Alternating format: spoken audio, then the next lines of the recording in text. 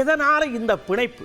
இட்லி மல்லிகைப்பூ மாதிரி இருக்குன்னு சில பேர் லவக்குன்னு 15 இட்லி உள்ள தள்ளுறது, சில பேர் கல்லு கணக்கிட்ட இருக்கும் அந்த இட்லியும் 15 சாப்பிட்றது. ஆக இட்லிக்கு நமக்கு அவ்வளவு ஒரு க்ளோஸ் ஃப்ரெண்ட்ஷிப். என்ன நினைக்கியன்னு கேட்டோம்.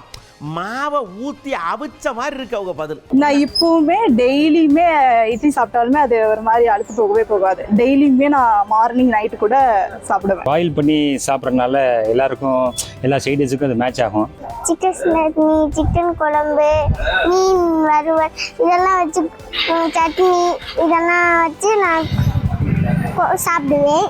நல்லா இருக்கும். ஏன்னா மல்லிகைப்பூ மாதிரி இட்லியில நிறைய நேரம் திட்டு வாங்குறேன்ல, அதனால மல்லிகைப்பூ ஞாபகத்துக்கு வரும். இன்றைக்கு தமிழர்கள் இந்தியாவில் ஒரு பிரிக்கப்படாத உணவா இன்னைக்கு இட்லி மாறிடுச்சு. உடனே மருத்துவமனையில் இருந்தாலும் கூட வேற எங்க இருந்தாலும் ஒரு எளிமையாக சிரிக்கக்கூடிய ஒரு உணவு அப்படின்னு பார்த்தோம்னாக்கா அது வந்து இட்லியாக தான் இருக்கு. பிறந்த உடனே பால் கொடுப்பாங்க, அதுக்கப்புறம் இட்லி தான் கொடுப்பாங்க. இது சாப்பிட்டதுனால எனக்கு அது ரொம்ப பிடிக்கும். முன்னொரு காலத்துலாம் பார்த்தீங்கன்னா 30 ஆண்டுகள் முன்னாடிலாம் பார்த்தா தீபாவளி போன்ற பண்டிகை காலங்கள்லாம் இட்லியை வந்து வீட்டில் செய்வாங்க. கால நேரத்தில் சிம்பிள் வேலை, கொஞ்சம் வேலையும் சிம்பிளா இருக்கும், அதனால அது கொஞ்சம் பசியா இருக்கும். நாங்களே வந்து சின்ன வயசுல தீபாவளி இட்லி சுடுவாங்க, தீபாவளி பொங்கலத்தை இட்லி சுடுவாங்க.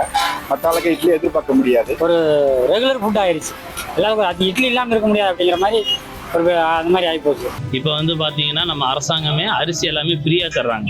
அதெல்லாம் இட்லி சாப்பிட்றது நார்மலாக எல்லா வீட்லேயும் ஈஸியாக தெரியுது. கல்யாண விஷயம், காது குத்து விஷயம் எதுவாக இருந்தாலும் ஃபர்ஸ்ட் 2 இட்லி வச்சு தான் அதுக்கப்புறம் தான் அடுத்த பந்தியை பரிமாற்றம் பண்ணுவாங்க. சரி, உணவாக இருந்தது வந்து இன்னைக்கு மக்களுடைய தரம் உயர்த்தப்பட்டு இந்த உணவு வகை வந்து எல்லோரும் உண்பதற்கான ஒரு வாய்ப்பு என்பது வந்து இன்னைக்கு மக்களிடையே ஒரு வளர்ச்சியை தான் இன்னைக்கு பார்க்க முடியுது. எல்லா பலசர கடையிலையும் தெருவா நமக்கு வந்து இட்லி மாவு, சாயங்காலம் அரைச்ச மாவு நம்ம கையில கிடைக்குது. அதை வாங்கி உடனே இட்லி ரெடி பண்ணி சாப்பிட்டு போயிட்டே இருக்கிறாங்க.